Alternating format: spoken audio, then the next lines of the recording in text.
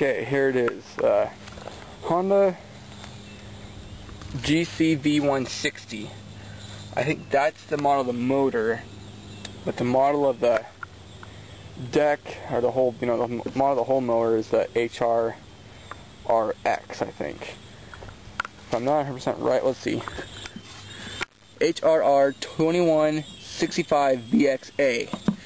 Alright, so, here's my thoughts. It's very good. Very good. You got a throttle right here, and it seems like a lawnmower, a lot of mowers nowadays does not have a throttle on it. I don't know why it's so blurry. There you go. So you got throttles, so you can do that to choke, no priming needed. Then you got fast, low and slow, and off and stop. This is your blade control. What you do when you want to use the blade, you push down this and you pull back, and then when you want to kill the blade, let go. Now this model, it's the higher end model, not top of line, but more the top end, kind of like a Park Avenue, but it's not a Roadmaster kind of thing. Yeah. So you can turn off the blade, but the motor will stay going. This right here is the smart drive control, and when you push down more on the thumbs here, the faster you go. It doesn't go that fast, but it goes fast enough. You can adjust it to push down like that, push down like that, but really the best spot is all the way up. And just rest your thumbs, or your whole hand right here, and just push down with the wrist, like that. That's the best way to do it, otherwise your thumbs will get really tired. At least my thumbs get tired. I've got really short, stubby thumbs. Let's see, what else can I talk about? It's got a quad cut system, which means it's got 4 blades underneath. It's got one handle rear adjust, but independent front adjust in the front. The bag, it's a good bag.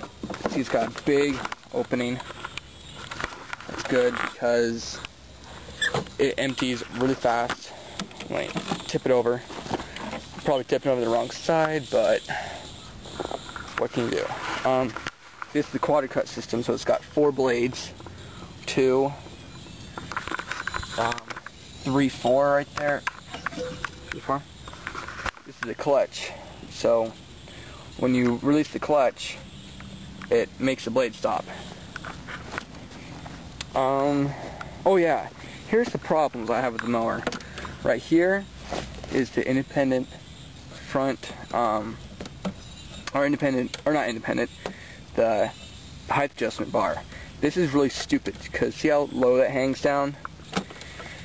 It gives you like a finger's thickness of height, of a clearance.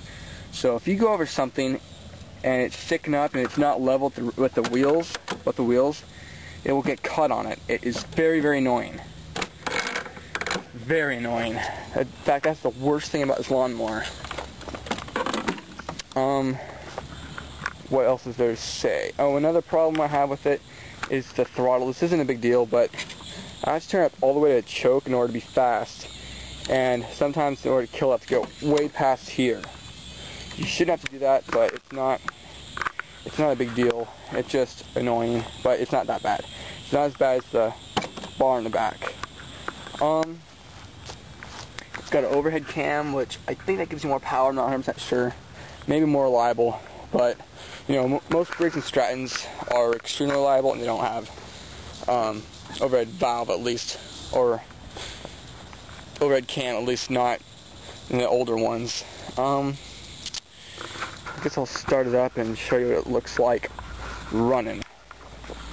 First, put the bag on. And just to let you know, this mower is extremely reliable. I haven't really had any problems with it. Just, my dad hit a fence on accident. It was in the grass, couldn't see it, and got cut up in the clutch. And we had somebody take it to the shop, or we took it to the shop and they fixed it. That's the only problem we've had. Previously, we've had Toros out the butt And I like Toros, but they don't seem to be as reliable. But then again, my dad's a landscaper, so, you know, he uses like 10 times more than the average person. Instead of mowing the yard like once a week or once 2 weeks, he's using it like, what, at least 6 times a day every week on average. So yeah, at least bare minimum 6 times a day every week. So I'll fire it up, and this is a pretty easy starting mower. I like how this one, the rope goes to here, unlike my grandpa's older one, which is a great mower, but it's got its faults.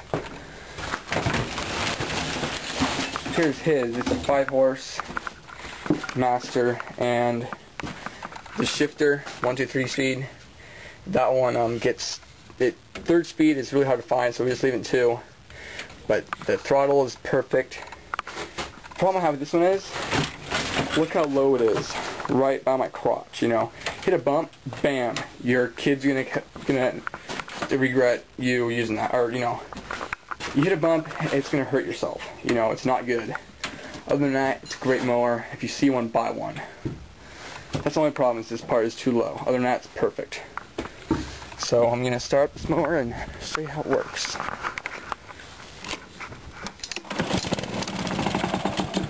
Am I seriously out of gas? Oh my god, I am out of gas. What the crap? Alright, here we are, back with gas. Let me get the camera in my strap. Alright, here we go. Put on high. Ready, and it's really easy to start, believe it or not. It's a Honda, of course it's easy to start. Okay, so you have this, push down, go back.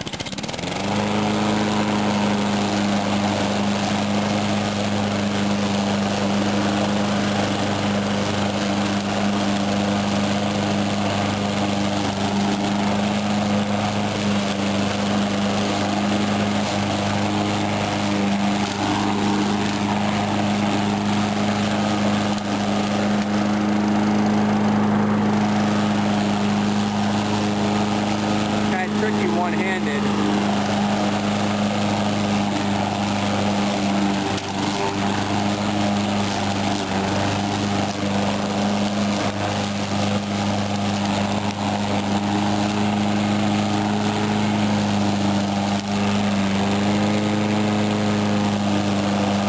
This is full speed.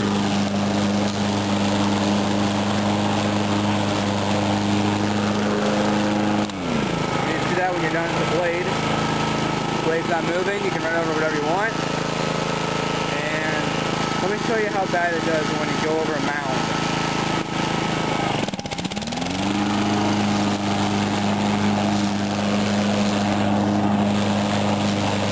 Okay, right here.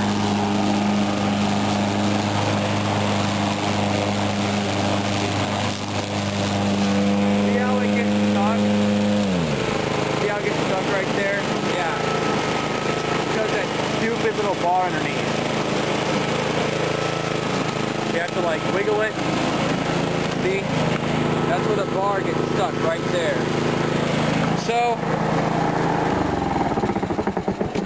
despite a little bit of its problems, it's still a great mower, and Honda's still king. I mean, they're not cheap, they are expensive, but if you manage to buy one, you'll have it for a very, very long time. I mean, the Toro, the back gears went out in the rear wheels. They would start to strip, but with this, nothing seems to go wrong. Nothing but a stupid throttle that needs to be adjusted, but that's nothing. So, I give it an 8.9 out of 10. That's what we'll go to videos and stay tuned for more.